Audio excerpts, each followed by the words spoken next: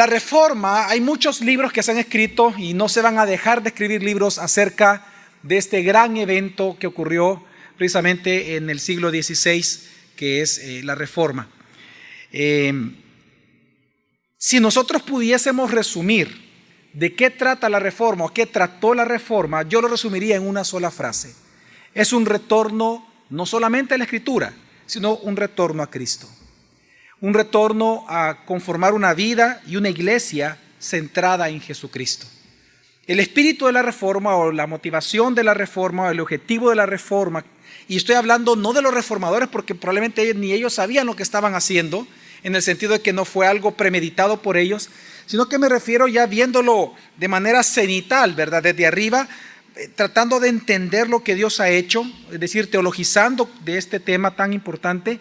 Lo que podemos ver es que lo que Dios hizo a través de muchos hombres involucrados, pre-reformadores, reformadores y post-reformadores, es un retorno de la iglesia a Cristo. Que se volvieran a Cristo, que Cristo venga a ser el centro de la iglesia y el centro de la vida de los creyentes. En ese sentido se vuelve importante hablar de las solas. ¿Por qué? Porque dentro de la Reforma, las 5 solas fueron 5 consignas que con el tiempo se fueron conformando, pero que resume muy bien el espíritu, la motivación, la enseñanza y el propósito de dicha Reforma del siglo XVI. Estas 5 solas creo que todas las conocemos, ¿verdad? Sola Escritura, que la vamos a ver este día, solo Cristo, sola gracia, sola fe y solo a Dios sea la gloria. Cada una de estas solas tiene una historia que la envuelve, tiene un ámbito cultural y un ámbito histórico que tenemos que ver en cada una, porque cada una de estas solas habla de algo importante que se rescató, pero que también obedece a una respuesta social, cultural, política y obviamente religiosa y espiritual de la época. Así que nosotros, si queremos poder entender cada una de estas, vamos a tener que conocer un poco de la historia. Y cuando hablo de la historia me refiero específicamente a cosas bien generales que nos sirven para entender el por qué, la importancia y por qué surgió cada una de estas consignas. Estas consignas responden también a su vez a verdaderos puntos o verdaderas necesidades que hubieron en aquel momento de una reforma eclesial, precisamente ante una iglesia completamente deformada. Así que para poderlas comprender tenemos que entender en qué consistían estas deformaciones de la iglesia medieval, de la iglesia de aquel entonces, que se conoce como iglesia católica, romana, y que es una iglesia propia de una época medieval que hay que entender en ese momento qué es lo que estaba ocurriendo. Así que comenzamos con eso, hablar de las características de la iglesia medieval en tiempos de la Reforma. Durante toda esta época, aproximadamente durante casi 1000 años, la iglesia de Roma se deformó completamente, se corrompió en gran manera. La fe de aquel entonces, la fe medieval, era una fe que caracterizaba porque se había alejado de la enseñanza apostólica precisamente que surgió en los primeros años de la iglesia. Esa fe característica de la iglesia primitiva y que fue enseñada por los apóstoles a la época de 1500 precisamente era desconocida, prácticamente completamente desconocida. La iglesia de Roma ya había promulgado gran cantidad de edictos a fin de poder engrandecer y enriquecer a los líderes eclesiásticos. En otras palabras, cuando uno revisa la historia de la iglesia de Roma, encontramos que al final lo que ellos querían era no solamente las riquezas, sino lo que ellos querían era un poder mundial. Ellos realmente se constituían a sí mismos la religión del mundo y ellos querían tener dominio sobre los reyes, dominio sobre terratenientes, y por eso se conformó como una gran iglesia mundial. Obviamente eso conllevó a una gran corrupción, porque a ellos ya no les interesaba realmente lo que era la salvación, lo que era explicar la escritura o la fe de los apóstoles, sino lo que ellos querían era mantener su dominio mundial. Por lo tanto, la corrupción era algo que se había institucionalizado ya dentro de la misma iglesia.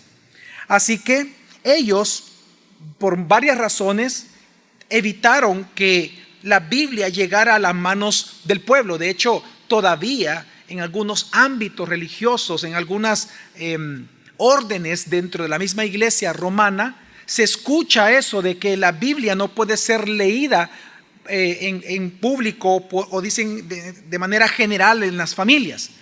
Yo recuerdo hace un tiempo atrás que me invitaron a una entrevista radial. Estaba un sacerdote, en ese momento era el sacerdote de aquí de la parroquia de San Benito, y estaba su servidor, estábamos platicando, y yo recuerdo que me hicieron la pregunta que yo opinaba sobre la lectura de la Biblia en las escuelas. Lo interesante es que este sacerdote, cuando él dio su opinión, él dijo de que él no estaba de acuerdo, y él dijo que cómo era posible que nosotros nos atreviéramos a darle la Biblia al pueblo, cuando ellos no tenían la capacidad de entender. Entonces, en ese sentido, es que todavía hoy en día nosotros podemos ver y escuchar o por lo menos ver vestigios de lo que realmente era la iglesia de Roma. Ellos, de alguna manera, por varias razones históricas, por varias razones políticas, por varias razones económicas y religiosas ante una institución completamente episcopal, ellos buscaron que el pueblo no tuviera acceso a la Biblia. Y parte de eso es que ellos daban incluso las misas en el idioma latín, cuando en aquel momento ya el latín estaba en desuso. Entonces, realmente la iglesia, en lugar de acercar al pueblo a Dios, los estaba acercando a ellos como institución. En ese contexto, si vamos a hablar ahora de sola escritura, aunque hay mucho más detalles que mañana voy a compartir, en cada una de las solas son detalles diferentes. Pero hoy, para la sola escritura, en este entendimiento de la corrupción de la iglesia medieval, tenemos entonces que comentar que en ese ámbito surge un personaje en la historia bien importante que se llama John Tetzel. John Tetzel, precisamente en 1517, era un monje dominicano llamado precisamente Juan Tetzel. Él apareció en Alemania vendiendo indulgencias. La palabra indulgencia es una palabra en latín que significa bondad, benevolencia, remisión, favor, e incluso se puede interpretar como gracia. Entonces, lo que él hacía era vender gracia, vender la gracia de Dios, vender el favor de Dios, vender la benevolencia de Dios, vender el favor y la remisión de Dios. Y lo explico así porque cuando uno escucha indulgencia uno piensa en una moneda. No, entendamos el significado de lo que se estaba vendiendo ahí. Era la iglesia del Estado, era la iglesia del lugar, era la iglesia de Europa, era la iglesia medieval, era la iglesia dominante del mundo. El Papa era infalible y ellos decían, si tú compras esto, tú puedes sacar a un pariente o a ti mismo del purgatorio. Entonces, ellos comenzaron a negociar con las indulgencias, es decir, con la gracia, con el favor de Dios, con la bondad. Ellos prometían, específicamente John Tetzel, él prometía que si alguien compraba sus certificados, o como él le llamaba, pasaportes que llevan al cielo. Esa es la manera en que él llamaba a las indulgencias, el pasaporte que te lleva al cielo. Él lo que prometía es que si alguien compraba estos certificados, porque eran unos documentos pequeñitos, en donde si tú los comprabas, entonces tus pecados eran remitidos e incluso las de las almas de las familiares en el purgatorio. El motivo por el cual la iglesia medieval, la iglesia de Roma, hizo esto es porque el papa anterior al que se encontraba en el tiempo de John Tetzel, el papa León X, cuyo nombre era Alejandro, era de la familia Borgia, para aquellos que conocen un poco de la historia, precisamente Alejandro Borgia, él fue tan corrupto como papa que él prácticamente quebró el Vaticano. Él quebró la iglesia de Roma financieramente. Entonces, una invención muy creativa y muy desastrosa a la vez para volver a financiar la iglesia, para recuperar capital, era vender estas indulgencias. Entonces, cuando John Tetzel llega a Alemania, la gente se volcó a comprar estos certificados o indulgencias. Cuando habla el miércoles de solo gracia, usted va a entender por qué esta venta fue un éxito. Hay un detalle histórico bien importante aquí que tiene que ver con toda Europa, pero hasta el miércoles lo vamos a mencionar. Lo que sí le puedo decir es que fue un gran éxito, una venta impresionante. Ellos comenzaron a vender precisamente las indulgencias, y parte del éxito, quitando un poco el ambiente, como le decía, europeo de aquel momento, el éxito radicaba en que estos documentos iban firmados por el Papa. Entonces, obviamente, al ir firmados por el Papa León X, quien supersticiosamente era considerado el vicario de Cristo, él les aseguraba el cielo ante el pensamiento que el mismo Papa oraría para que las almas salieran del purgatorio y fueran perdonadas. Entonces, usted póngase a pensar, ellos con necesidades de salvación, que la vamos a entender el miércoles, vienen y le dicen, por el vicario de Cristo es firmado que si tú compras esto es un pasaporte para el cielo. Fue un éxito total, impresionante. Entonces, John Tetzel incluso, él tenía una canción muy conocida que decía, tan pronto la moneda en la caja suena, el alma del purgatorio vuela. Y él esta canción la repetía para que las personas obviamente se memorizaran esto y entendieran lo que estaba ocurriendo. Esto fue un éxito económico. Incluso él tenía un libro de indulgencias llamada la Taxa Camarae Seu Cancelliare Apostolae, y aquí escrito él, y voy a citar, aquí está escrito los precios que el Papa cobraba para perdonarle a usted pecado, es decir, según el pecado así era el precio. Por ejemplo, en aquel momento, por delitos de impureza, 27 liras, por adulterio, 87 liras. Homicidio, sí, así es, homicidio de un sacerdote, 27 liras, y con penitencia pública, o 67 liras con penitencia privada por matar a un obispo. 131. Por concubinato de un sacerdote, solo 21 liras. Por una mujer que beba brebaje para provocar un aborto, 1 ducado y 6 chelines. Por un matrimonio en primer grado de parentesco, 100 liras. O 300 si la penitencia es privada. Por un soldado de la causa católica que no matara a un hereje, 36 liras. Ahora, es impresionante ver que, según estas valoraciones, proporcionalmente es más liviano matar a una persona que cometer un delito de impureza. Ellos tasaron los pecados. Ese es el problema de las indulgencias, que estaban vendiendo la gracia de Dios. Fue un éxito rotundo hablando financieramente. Fue una corrupción total de la iglesia. Es en este ambiente que surge Martín Lutero, en este año. Martín Lutero es un sacerdote, fue un sacerdote de la orden de los dominicos, era profesor de teología en la Universidad de Wittenberg. Él enseñaba diferentes materias, 2 principales, era la carta a los romanos, precisamente, y Salmos. Fue leyendo la carta a los romanos que él logra entender y comprender por gracia de Dios que la salvación es por gracia a través de la fe en Jesucristo.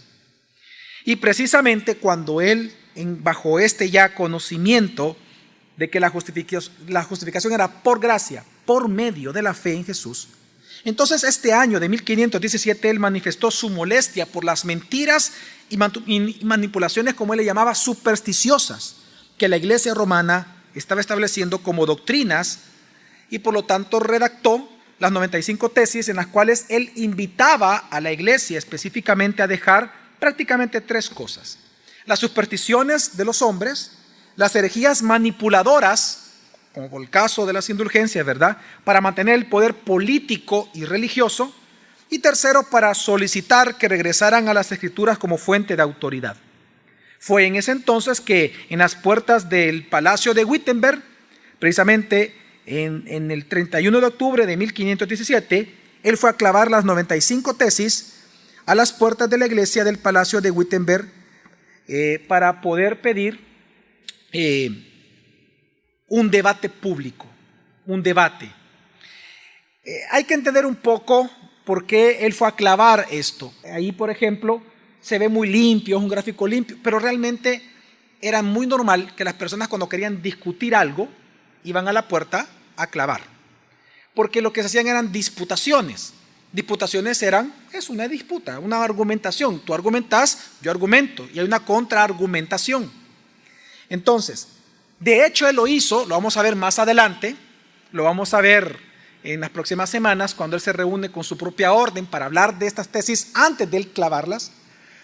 Y precisamente pues él lo hace, y a partir de este momento Lutero comenzó una ardua lucha para que la iglesia dejara sus herejías, sus abusos, su corrupción moral y volviera a la verdad de la palabra de Dios, es decir, a la sola Escritura. Entonces, como protestante, Lutero, él protestó públicamente con estas tesis, protestó contra la corrupción del Papa y de sus líderes, protestó contra las falsas enseñanzas de la salvación por indulgencias, pero a la vez de protestar, testificó a favor de la verdad de la salvación por medio de la fe en Jesucristo, y esto por gracia de nuestro Señor. Y a la vez testificó en favor de la verdad y la autoridad de la Biblia, la sola Escritura, incluso por encima del papado y sus bulas.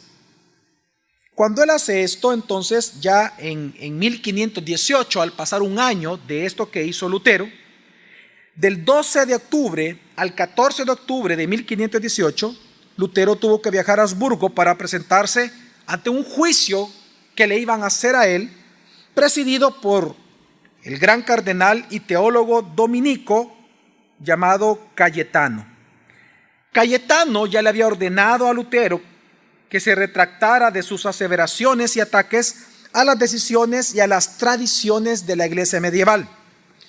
Pero Martín Lutero, a pesar de que sabía, y esto es interesante, él ya sabía lo que había pasado con ciertos reformadores que los habían asesinado por haber hecho cosas similares a Lutero, siendo Lutero un ser humano, él ante este juicio cayó en un profundo estrés tan fuerte que tuvo trastornos digestivos, está registrado en la historia, agotamiento, incluso hasta él mismo se desmayó.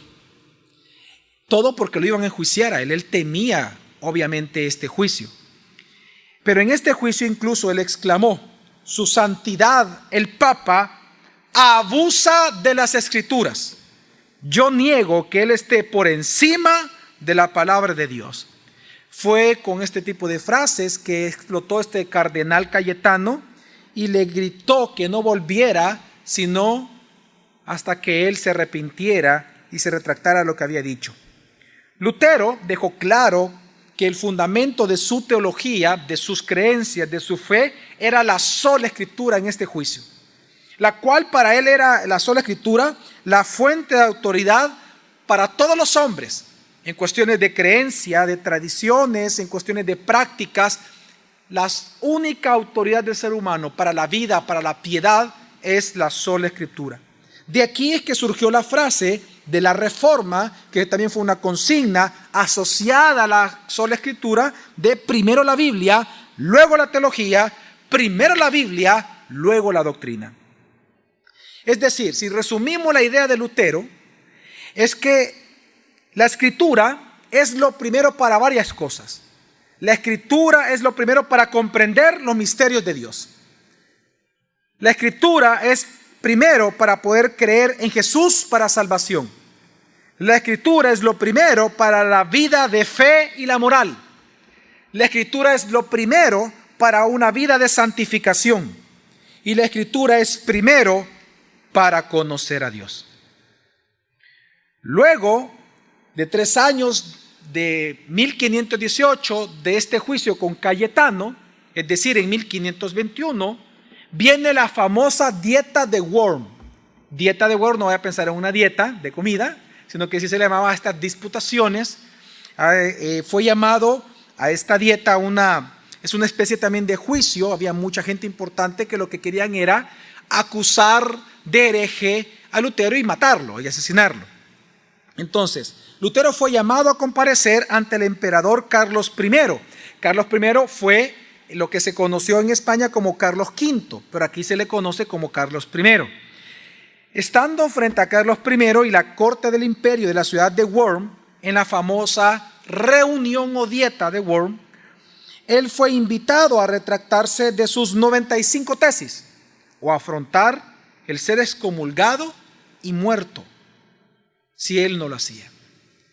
Fue en esa dieta y fue en esta reunión en Worms donde él dijo las famosas palabras que nosotros conocemos de Lutero, que están en películas, etcétera, que él dijo: a menos que no esté convencido mediante el testimonio de las Escrituras o por razones evidentes, ya que no confío en el Papa ni en su concilio, debido a que ellos han errado continuamente y se han contradicho, me mantengo firme en las Escrituras, a las que he adoptado como mi guía. Mi conciencia es prisionera de la palabra de Dios y no puedo ni quiero revocar nada, reconociendo que no es seguro o correcto actuar contra la conciencia. Que Dios me ayude. Amén. Quiero aclarar en honor a la verdad que la frase me mantengo firme en las Escrituras se agregó después. Ahora ya se descubrió que Lutero no dijo esto. Esa frase, en esto me sostengo, con una frase la más famosa de este párrafo, en esto me sostengo, fue agregado después por editores, no se sabe quién, pero fue agregado. Ahora, lo que hizo Lutero fue reafirmar el principio que lo movía a él al decir estas palabras. ¿Cuál era el principio que lo movía? Sola Escritura. Sola Escritura. Es decir, solo la Escritura es fuente de conocimiento de Dios. Solo la Escritura es la autoridad máxima de todo creyente y de la iglesia. Solo la Escritura es la base y el fundamento de la eclesía. Solo la Escritura tiene la preeminencia sobre toda autoridad, incluyendo al papado, y solo la Escritura es toda norma de moral de la fe en los creyentes. Ante dicha respuesta, en ese mismo año, en 1521, el mismo Papa emite una bula en la cual catalogó a Lutero como un delincuente y prohibió la lectura y la posesión de los escritos que él ya había hecho y ya se habían reproducido y ya estaban en manos del pueblo. Él prohibió, el Papa, por una bula, que se mantuvieran en las casas y que se leyeran los escritos de Lutero. Y además, en esta misma bula, el Papa autoriza a cualquier persona a matar a Lutero. Fue una bula papal y sin sufrir consecuencias penales. Ahora, obviamente, Lutero no murió asesinado de esa manera. Esto no se logró, ya que el príncipe Alejandro III le protegió en su castillo, en el castillo de Warburg, y fue ahí, en este hermoso castillo, donde Lutero comenzó la traducción de la Biblia de latín, que era lo que se tenía, que la gente no lo podía leer, y la tradujo al alemán. Usted va a ver en la foto el escritorio original, formal, donde él realmente hizo esto en la siguiente fotografía. Bueno, sí, ahí está el escritorio. Y ahí Lutero comenzó la traducción. Si lo queremos resumir como tal, bueno, el principio de la sola Escritura es que la sola Escritura como tal fue la vena que llevó la sangre de la Reforma. Fue la vena principal. La sola Escritura como principio enseñaba la convicción de ser que la Biblia, ella sola, es la fuente de revelación, de gracia, de fe, de justificación, de santificación, de salvación en la vida cristiana. Que solo la Biblia es la fuente de la organización de la iglesia.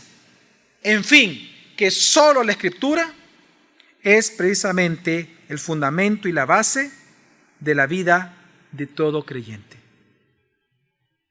El principio de la sola Escritura fue la vena que llevó la sangre de la Reforma a todos lados. Sola Escritura. Y este principio fue precisamente quien lo tomó después, increíblemente, Juan Calvino. Juan Calvino, en Ginebra, quien lo refuerza con mucha teología. Calvino fue el que introdujo la teología ya fuertemente a todo este gran movimiento y grandes consignas, en donde ya Calvino, ya en Ginebra, él establece o retoma la idea y que se había perdido, que la Biblia es la palabra autoritaria de Dios e infalible de Dios para su pueblo, y que no hay otro libro escrito en el mundo que esté por encima de la Biblia, sino que la Biblia es la que está por encima de todo escrito, ya que solo ella es la palabra escrita de Dios. Ya Calvino ya toma con fuerza esto y ya lo pone como una doctrina, la cual cambió radicalmente el mundo. Ahora, ¿qué es lo que este principio de la sola escritura nos dice a nosotros, a usted y a mí? Bueno, hay dos cosas principales de las muchas que pudiéramos decir. Hay dos cosas principales que nos dice a nosotros. En primer lugar, que no fue una doctrina nueva.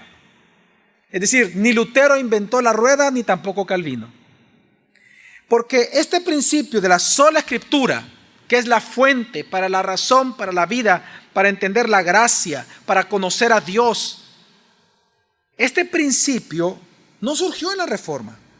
No fue un principio o una doctrina nueva instituida por Lutero, por Calvino, por Zwinglio o antes de existir por los prerreformadores. No, sino que es una doctrina establecida por la Biblia misma. Recordemos lo que dice 2 Timoteo 3, 16 y 17, que dice: toda la escritura es inspirada por Dios y útil para enseñar, para redarguir, para corregir, para instruir en justicia, a fin de que el hombre de Dios sea perfecto, enteramente preparado para toda buena obra. Toda la escritura. Por eso es que hay un principio que no está dentro de las 5 solas, pero porque quizás no tiene la palabra sola, pero sería como una sexta. Hay una consigna bien importante que surgió en la Reforma, la parte de sola escritura, y es tota escritura. Es otra consigna importante, la tota escritura. Es decir, toda la Biblia, todita, desde Génesis hasta Apocalipsis, que es el canon que nosotros creemos que es el inspirado por Dios, los 66 libros. Toda escritura es inspirada por Dios y útil para enseñar, para redarguir, para corregir, para instruir en justicia, a fin de que el hombre de Dios sea ¿qué? Perfecto, maduro, ¿verdad? Enteramente preparado para toda buena obra. No es otro libro, solo la Biblia. Así que esta doctrina de la sola escritura no fue un invento de Lutero, como algunos detractores quieren hacerlo ver, o que fue un invento de Calvino. No, esas son nuevas doctrinas. No, está en la misma escritura. Y lo sabemos porque la misma Biblia da testimonio de ella, pero también Jesús dio testimonio de ella. Jesús, por ejemplo, dijo en Mateo 4:4, pero él respondiendo dijo: escrito está, no solo de pan vivirá el hombre, sino de toda palabra que sale de la boca de ¿quién? De Dios. Aquí Jesús, ¿qué está afirmando en este pequeño versículo? Bueno, él está afirmando que las escrituras en aquel momento del Antiguo Testamento, que era lo único que estaba escrito en ese momento, afirma que las escrituras del Antiguo Testamento todas eran la palabra de ¿quién? De Dios. Él está diciendo eso. Cuando él se defiende y dice toda palabra que sale a la boca de Dios hay que vivir por ella, está citando Deuteronomio. Y por lo tanto, al citar Deuteronomio y decir que toda la palabra de Dios es inspirada, toda la palabra de Dios que sale a la boca de Dios, es alimento también para nosotros, él está confirmando que el Antiguo Testamento completo es palabra de Dios. Pero luego, más adelante, Jesús dice en Juan 5:24, en verdad os digo, el que oye mi palabra, y ya agrega lo nuevo, lo que él trajo, la revelación, el que oye mi palabra y cree al que me envió, tiene ¿qué? Vida eterna, y no viene a condenación, sino que ha pasado de muerte a vida. Entonces ya no solo es ya el Antiguo Testamento, sino lo que Dios ahora estaba revelando en Cristo. Toda escritura, toda palabra de la boca de Jesucristo era también palabra de Dios y es palabra de Dios. Luego más adelante, en Juan 14:6, Jesús les dijo: yo soy el camino, la verdad y la vida, nadie viene al Padre sino por mí. Aquí él confirma ser la palabra encarnada, porque ya no dice mis palabras, sino que dice yo soy el camino. Y que luego que dice la verdad, sola escritura. Ya él la señala hacia él mismo, que él es la verdad, él es la palabra encarnada. Si la Biblia es la palabra escrita, Jesús es la palabra encarnada. Por eso es que cuando uno rechaza la Biblia, lo que dice la escritura, a quien está rechazando es a Dios mismo, porque es palabra de Dios. Ahora, esto lo dijo Jesús. Ahora, ¿qué dijeron los apóstoles? ya el Nuevo Testamento. Bueno, el apóstol Pablo y todos los apóstoles defendieron estas verdades, de que toda la Escritura, tanto el Antiguo Testamento como el Nuevo Testamento, han sido inspiradas por Dios y por lo tanto es palabra del Señor.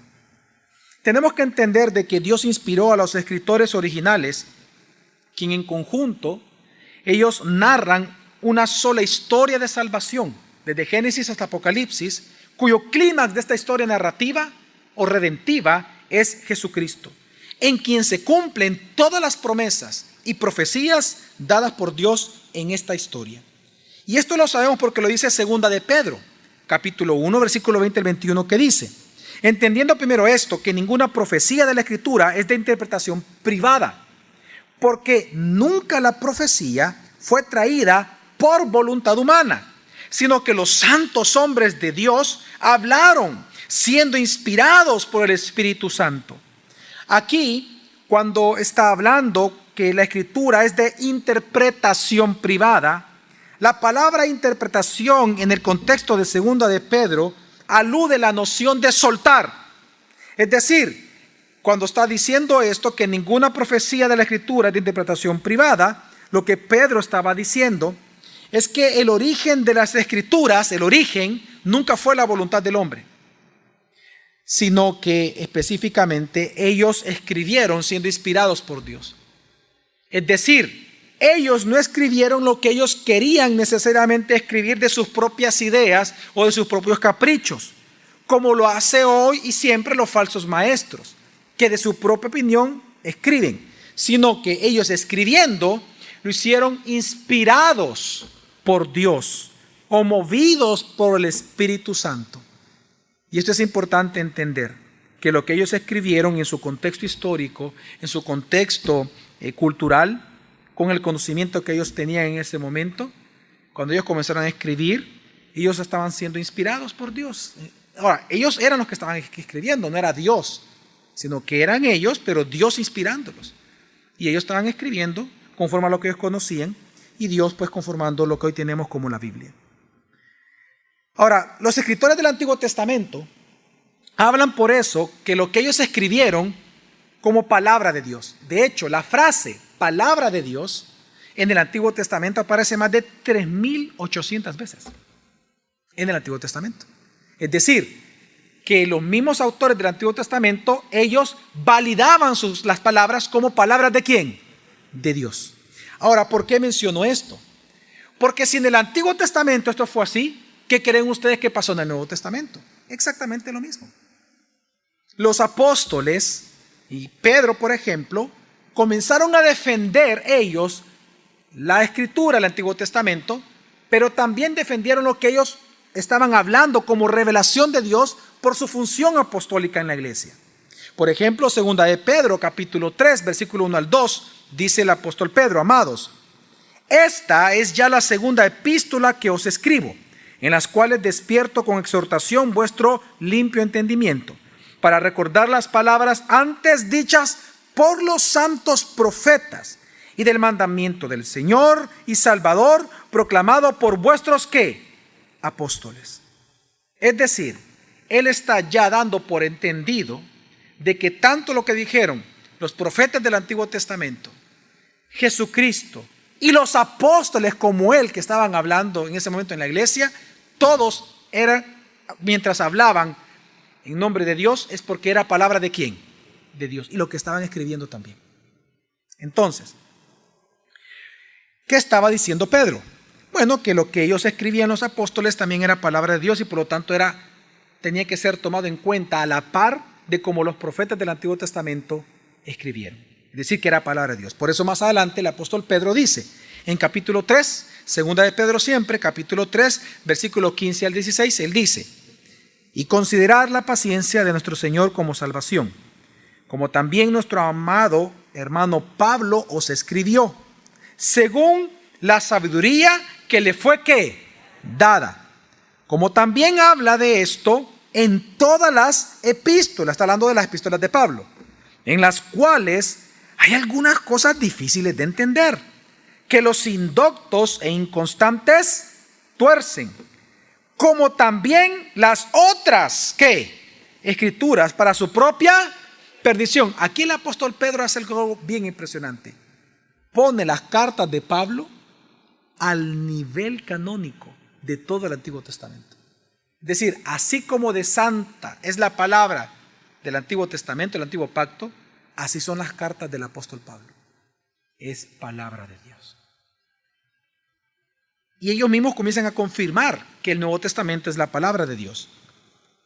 De hecho, Pablo, incluso él mismo, escribió en 1 Tesalonicenses 2:13, dice: y por esto damos gracias sin cesar a Dios, porque habiendo recibido de nosotros la palabra del mensaje de Dios, la aceptasteis, no como palabra de hombre, dice, sino tal como es en verdad. ¿Palabra de qué? De Dios, que obra también en vosotros que creéis. Es decir, que él estaba hablando que cuando Pablo, en función de apóstol, en la función de apóstol, en ese llamamiento, bajo esa autoridad delegada de Dios, cuando él hablaba como apóstol, lo que él hablaba era ¿qué? Palabra de Dios. Y tenía que ser obedecida. Y lo que él escribía era ¿qué? Palabra de Dios. Y lo digo porque no era todo lo que Pablo decía. Recuerde que Pablo, él vendía tiendas. Vendió tiendas para sus viajes misioneros, ¿se recuerdan? Él estaba ahí. Eso no era palabra de Dios, entendamos. Pero en su función de apóstol, ¡wow!, era palabra de Dios. Y él está defendiendo eso. Claramente. Porque él era un apóstol. Entonces, ahora, la gran pregunta. Si ya tenemos que el Antiguo Testamento es palabra de Dios, que las palabras de los evangelios, del evangelio de Jesucristo, es palabra de Dios, porque Jesús lo dijo.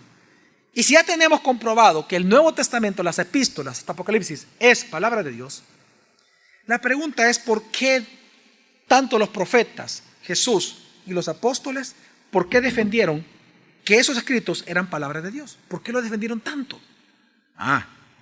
Porque en su propio tiempo también siempre ha existido personas que menosprecian la palabra de Dios escrita, pensando que no es palabra de Dios o rebajando su autoridad, su gloria, a un nivel de un escrito humano.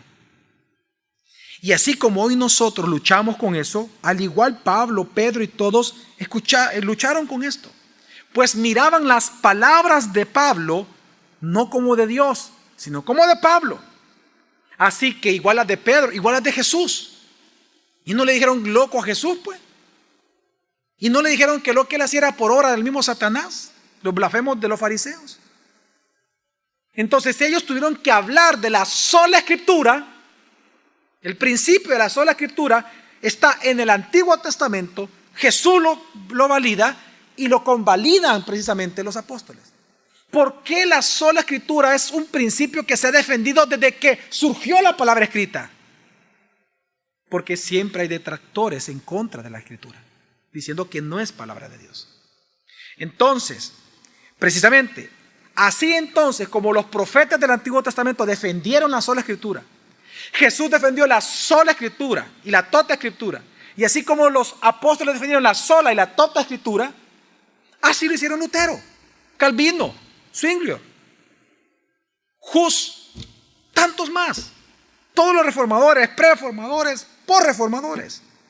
Ellos hicieron un llamado a regresar a la sola escritura, a regresar a la Biblia como la única fuente sólida para la fe y la práctica, porque ella es suficiente en sí misma, pues es justa y verdadera palabra de Dios. Así que, hermanos y hermanas, lo primero nosotros que tenemos que ver es que el principio de la sola escritura de la Reforma no es una doctrina nueva, no fue una doctrina nueva, sino que surgió por la misma palabra del Señor. En los momentos en que Dios da la escritura, comienza la gente a tergiversarla. Y por lo tanto se requirió siempre y se ha requerido una defensa de eso, de la sola escritura. Una defensa. Entonces, para resumir, lo primero que tenemos que entender entonces es que la sola escritura no fue una doctrina nueva en la Reforma, sino que, número uno, es una doctrina establecida por Dios desde el Antiguo Testamento. Número dos, reafirmada y confirmada por Jesús, quien es la palabra encarnada. Y número tres, fue defendida por los apóstoles y la primera iglesia. Y en segundo lugar, lo que nosotros tenemos que considerar ante el principio de la sola escritura, le dije que eran 2 puntos, 2 cosas. Lo segundo que quisiera mencionar es que, así como no fue una doctrina nueva, en segundo lugar, es necesaria que todos regresemos a ella. ¿A qué? A la escritura, a la sola escritura. Una vez más, yo considero fuertemente que en nuestro tiempo hoy necesitamos una vez más recuperar la sola escritura, regresar a la Biblia, regresar a hacer una reforma hermenéutica, exegética, epistemológica, hacer una reforma real una vez más en la iglesia evangélica protestante del Salvador. ¿Por qué? Porque los mismos errores del siglo XVI que estaban pasando en la iglesia medieval se repiten hoy en día, solo que obviamente en otro contexto y con otros elementos, pero son los mismos errores. Por ejemplo, voy a dar 3 ejemplos muy claros. Así como en la iglesia medieval, antes la autoridad la tenía el papado, no la Biblia, sino que el papado, bueno, ahora resulta que la autoridad la busca tener no solo el Papa, que siempre quiere tener la autoridad, sino muchos líderes religiosos a través de sus propios evangelios. Y aquí en el Sabor vemos eso. Mire, Gálatas 1, 6 al 7. Estoy maravillado de que así tan pronto os hayáis alejado del que os llamó por gracia, para un evangelio diferente. No que haya otro, sino que hay algunos que os inquietan y quieren pervertir el evangelio del Mesías. Y aquí habla de personas, de líderes religiosos, de predicadores, de aparentes pastores, de aparentes maestros, que en el tiempo de Pablo en Gálatas estaban tergiversando la escritura, tergiversando el evangelio, creando nuevos pero a la vez falsos evangelios. Luego Colosenses 2:8 dice: mirad que no haya quien os esclavice. Una vez más está hablando de una persona. Mirad que no haya quien. No está hablando de un mensaje, está hablando de una persona, de un falso. Dice: mirad que no haya quien os esclavice por medio de filosofías y huecas sutilezas. ¿Y estas huecas sutilezas de dónde surgen? ¿O cómo surgen? Según el qué, la tradición de los hombres, conforme a los rudimentos del mundo, no según el Mesías. En palabras simples, las falsas filosofías o los falsos evangelios surgen de las tradiciones que la cultura conforman a las personas. De ahí surgen. Porque los falsos evangelios responden a las necesidades del hombre. No te llevan a Cristo. Lo que está diciendo el versículo es que las falsas o las filosofías huecas, sutiles, surgen de la tradición de los hombres, de las culturas que están conforme a los rudimentos del mundo, es decir, que son conformes a la cultura, predicados por falsos. No surgen según el Mesías, no surgen de la sola escritura, surgen de la cultura. Mire, hermanos, por eso es que a las iglesias que surgen de la cultura se les llama iglesias emergentes, porque emergen de la cultura. Así como hay iglesias emergentes, hay evangelios emergentes, hay una fe emergente, hay matrimonios emergentes que no se conforman conforme a la sola escritura, sino conforme a la cultura. Mira, ¿y para qué vamos a tener hijos? No, hombre, mejor estudiemos y hagamos un nombre y hagamos aquí, construyamos una torre de Babel. O sea, hagamos lo mejor, somos profesionales. ¿Para qué vamos a tener hijos? Matrimonios emergentes, emergen de la cultura. Y es lo que está diciendo aquí. Entonces, tenemos que entender esto. Un falso evangelio, lo que está diciendo Pablo, te llevará a ser un esclavo del que te lo predica. Porque fíjese cómo comienza el versículo. ¿Cómo comienza? Mirad que qué. Que no haya quien os qué. Ya estuvo. El falso evangelio te llevará a ser un esclavo de quien te evangeliza con ese falso evangelio. Y un falso evangelio no es más que una filosofía hueca que es conforme a la cultura. Y esto es lo que vemos hoy en día en varias iglesias del Salvador. Lamentablemente hay iglesias en San Salvador que se avergüenzan del evangelio. Se avergüenzan porque la presión social es tan grande, que ellos buscan una buena imagen pública como pastores. Y ellos lo que quieren es el favor del gobierno, el favor de los partidos políticos, el favor de las personas, el favor de la cultura. Entonces, por eso, para obtener el favor de alguien, usted no puede predicar algo contrario a ese alguien. Póngase a pensar en esto. Supóngase que usted quiere el favor de su jefe, porque usted quiere un aumento. Si usted quiere el favor de su jefe para que lo considere en la lista de personas que se le va a aumentar el salario, usted no puede hablar nada en contra de su jefe. De repente su jefe llega con su corte de cabello todo feo que parece maceta o planta, y usted va a decir: ¡hey, jefazo, qué bárbaro! ¡Qué bien se ve, jefe! ¡Buenísimo! Mire, igual que usted me lo quiero hacer, fíjese. Y usted comienza a adularlo. Es lo que hace hoy en día las iglesias emergentes. Dan un evangelio light, un evangelio muy agradable a la cultura, porque ellos no quieren ser tachados por la cultura. 2 ejemplos le voy a dar a usted.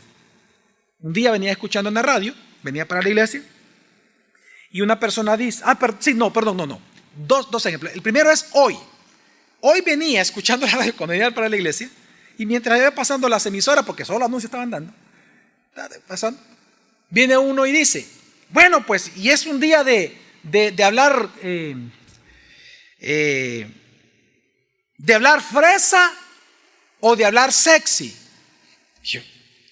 Y entonces dice uno: bueno, no, como quieran, dice. Y según entendí, la dinámica era que las personas tienen que mandar un mensajito grabado a la radio hablando de manera fresa y pedir una canción de manera fresa para aquellos jovencitos, chiquititos, para aquellos que tienen menos de 30 años. Fresa en mi tiempo se les decía a la gente creída, ¿ya? Entonces, hablar fresa. Y entonces, pero las mujeres que estaban hablando no hablaban fresa, hablaban más sexy. Entonces viene el locutor y dice: bueno, ¿qué es sexy o es? No, una mujer dice: ¿es sexy o es fresa? Y el locutor dice: bueno, mamita chula, le dice, si la iglesia donde vas no te regaña, hablas no sexy. Ok, iglesias emergentes, pensamiento emergente, evangelio emergente. En esa misma radio mi esposa me contó que hace días atrás venía, y de hecho mis hijos lo escucharon porque ella venía cambiando, porque es una hora donde solo anuncios hay, entonces ella cambiando. Dice que comenzaron a hablar acerca de un locutor le dice al otro: mira, fíjate que este domingo fue a una iglesia, bien chiva la iglesia, fíjate que llegué a la iglesia y mira, bien light, buena onda el pastor, mira, bien motivador, saltaba y nos hablaba y nos animaba a ser mejores personas, y mira, súper nice, mira, nada religiosos vos, pero nada religiosos. Hermanos, esas son iglesias que se avergüenzan del evangelio. ¿Por qué? Porque si tú predicas el evangelio, va a pasar lo que Jesús advirtió: así como el mundo me aborreció, ¿qué va a pasar con el que predica el evangelio? Te van a aborrecer a ti. Así que cuando usted sea alguien que le caiga bien a la sociedad, hermanos, es porque usted ya está avergonzado del evangelio. Usted es una vergüenza para el evangelio y se ha avergonzado del evangelio. Por eso le cae bien a medio mundo, porque usted no les predica la verdad, sino que usted les habla conforme a lo que ellos quieren escuchar, y por eso usted les cae bien. Pero si solo les predica el evangelio diciéndole en lo que ellos pecan, ya no lo van a invitar, hombre. Ya no lo van a invitar. Entonces, lamentablemente hoy en día, precisamente por esta vergüenza que hacen algunas iglesias, es que se han llenado los púlpitos con anécdotas personales. Se predica más de anécdotas personales que de la escritura. Se predica con emocionalismos, chistes, vulgaridades, payasadas, y por otro lado con positivismo, psicología, motivación personal, ciencia, humanismo. Todo es más light para el oyente. Ahora, el problema de eso es que se han olvidado que la mundanalidad sigue siendo pecado, porque querer o pensar o creer que podemos ganar a los del mundo con estrategias del mundo, eso es un pecado de mundanalidad. Ahora, el gran problema, ¿sabe cuál es? Que hay a muchos cristianos evangélicos protestantes en El Salvador que les gusta que les hablen así. Porque la Biblia es muy clara en decir que este tipo de falsos pastores y este tipo de iglesias que predican de esta manera surgen precisamente por juicio para el mismo pueblo. Dios las levanta para que los oyentes que querían escuchar eso se pierdan aún más. En otras palabras, si hay en El Salvador, por ejemplo, evangelios supersticiosos, ocupando las palabras de Lutero y de Calvino, ya tomando la Reforma, si hay hoy en día, también hay evangelios supersticiosos, es porque existen hoy en día gente supersticiosa. Si hay un evangelio de prosperidad, es porque hay personas que aman el dinero. Entonces, como juicio de Dios para ellos, Dios levanta entre ellos, dice la Escritura, entre ellos, de ellos mismos salen predicadores, que les prediquen eso que quieren oír. Entonces, precisamente, en donde la palabra de Dios no es máxima autoridad, la Escritura no es su sola para ellos, sino son otras cosas. Por eso bien profetizó Spurgeon, para mí es casi una profecía, en uno de sus sermones cuando él dijo, y lo cito: llegará el día que no habrá pastores ministrando a las ovejas, sino habrá payasos entreteniendo a las cabras. Y hace algunos añitos predicó Spurgeon, hermano. ¿Sabe por qué él dice esto? Porque, una vez más, si usted lee el Nuevo Testamento a Pablo, él mismo dice que los falsos maestros surgen de aquellos que quieren escuchar. Es decir, porque hay cabras, hay pastores de cabras, no de ovejas. Porque es un juicio de Dios sobre ellos, para que se pierdan aún más. Proverbios 30, del 5 al 6 dice: toda palabra de Dios es limpia. Él es escudo a los que lo esperan. No añadas a sus palabras, para que no te reprenda y seas hallado ¿qué? Mentiroso. Así que, le dije que dar 3 ejemplos. El primero es que, así como antes el papado tenía autoridad, hoy en día muchos pastores con falsos evangelios quieren ser la autoridad sobre las iglesias.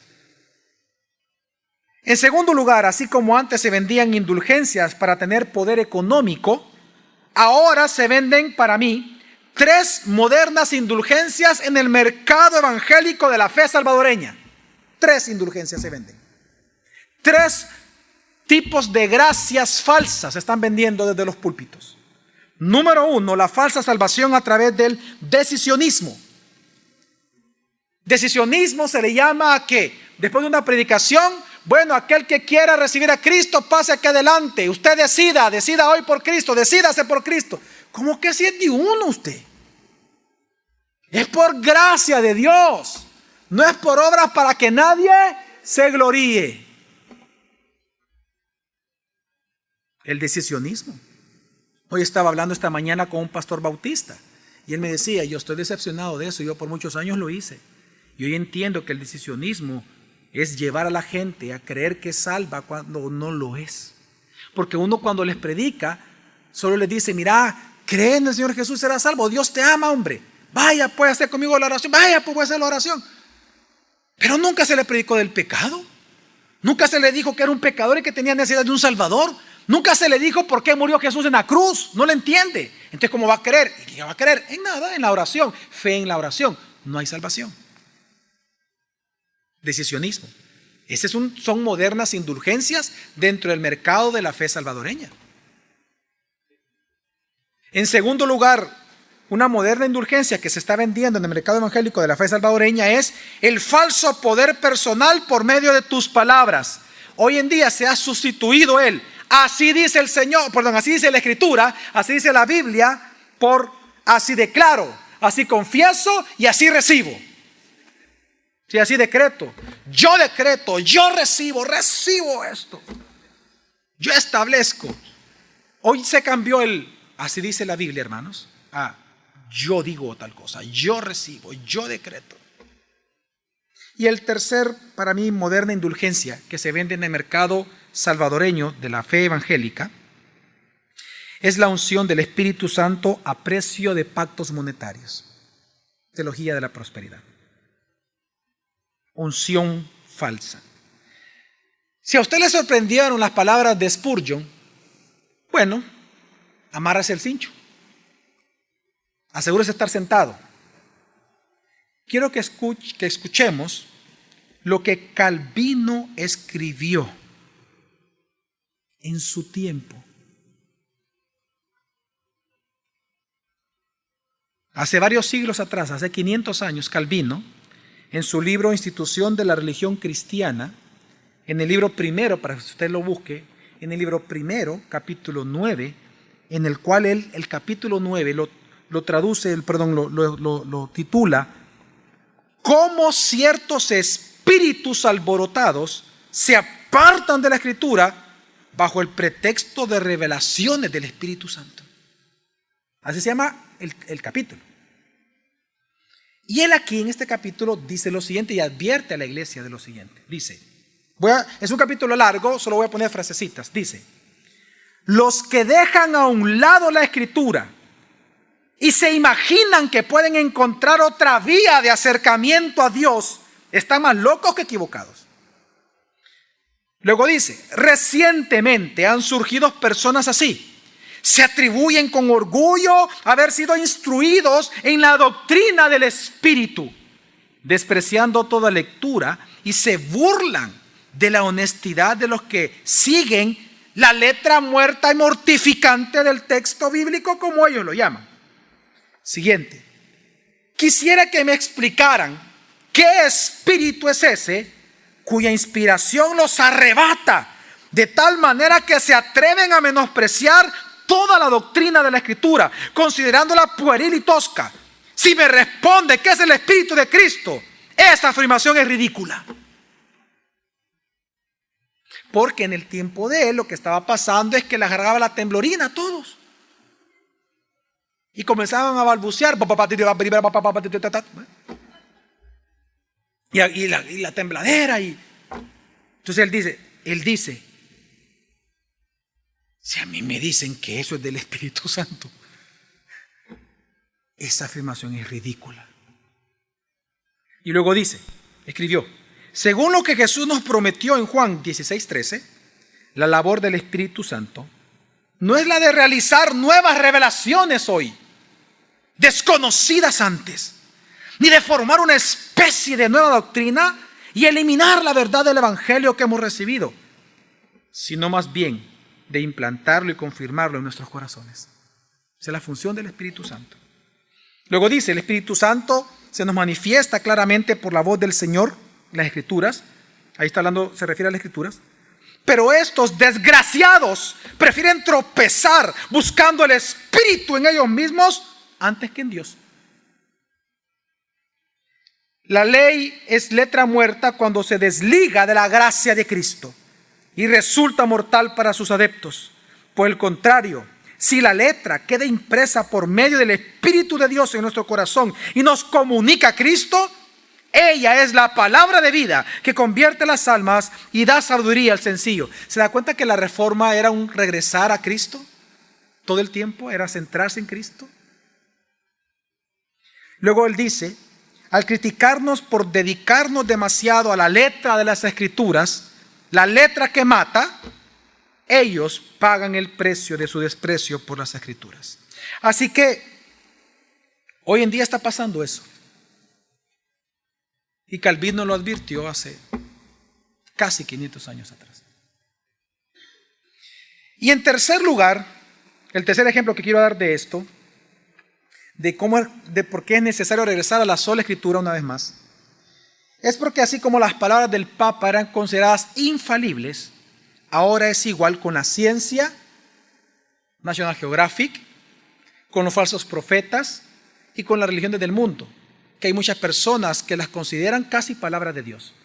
Si lo dice National Geographic, lo creo. Si lo dice Génesis del 1 al 3, no lo creo.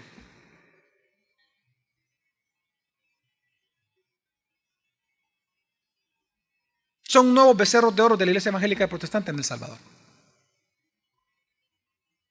La ciencia. Lamentablemente las religiones de hoy en día reclaman tener la verdad, pero no hay evidencias de que estas religiones posean la verdad. No así la Biblia. La Biblia demuestra en la misma Biblia y por su testimonio a lo largo de la historia ser la palabra de Dios. Por eso nosotros hoy, en esta noche, nosotros, los creyentes, aseguramos y a la vez protestamos de que los escritos de Mary Baker no son palabra de Dios. Que los escritos de John Smith, los mormones, no es palabra de Dios. Que los escritos de los testigos de Jehová no es palabra de Dios. Que el Bhagavad Gita no es palabra de Dios. Que el Dhammapada no es palabra de Dios. Que el Zen Avesta no es palabra de Dios. Que los libros de Confucio no son palabras de Dios. Que el Tao Te Ching no es palabra de Dios. Que el Popol Vuh no es palabra de Dios. Que el libro de los mayas no es palabra de Dios. Que los 4 Vedas de los hindúes no son palabra de Dios. El libro del Mormón no es palabra de Dios. El Corán no es palabra de Dios. Y el Talmud, protestamos también, diciendo que no es palabra de Dios. El único libro considerado como palabra de Dios escrita es la Biblia, 66 libros inspirados por Dios. Isaías 8, del 19 al 20 dice: y cuando os digan, consultad a los que evocan los muertos y a los adivinos que musitan y susurran, responded, ¿no consultará el pueblo a su Dios? ¿Por qué habrán de ir los vivos a consultar a los muertos? A la ley y al testimonio. Hoy en día, una vez más se requiere regresar a la Escritura, a la ley y al testimonio de la Escritura. Somos protestantes en favor del testimonio de la Biblia.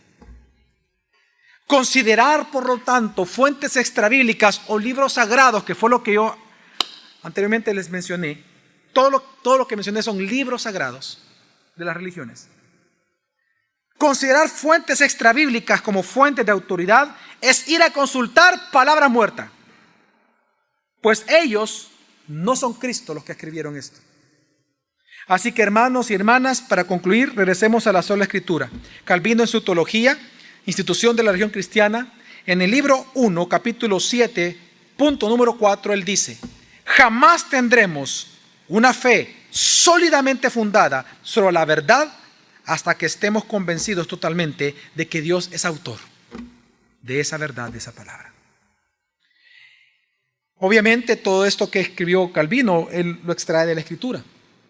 Hay 2 versículos principales donde él se inspira para afirmar esto, y con esto concluyo. Salmo 19, 7 al 9 dice: la ley del Señor es perfecta. No el Corán, no el Tao Te Ching, no. La ley del Señor es perfecta. Restaura el alma. El testimonio del Señor es fiel. Hace sabio al sencillo. Los mandamientos del Señor, no los de John Smith, los mandamientos del Señor son rectos. Alegran el corazón. El precepto del Señor es puro. Alumbra los ojos. El temor del Señor es limpio. Permanece para siempre. Los juicios del Señor son verdad, todos justos. Y esto mismo lo dice 2 Timoteo similar, capítulo 3, diciendo: toda la Escritura es inspirada por Dios y es útil para la enseñanza, refutación del error, para la corrección, para la instrucción en justicia, a fin de que el hombre de Dios esté completamente calificado, equipado para toda buena obra. Vamos a orar.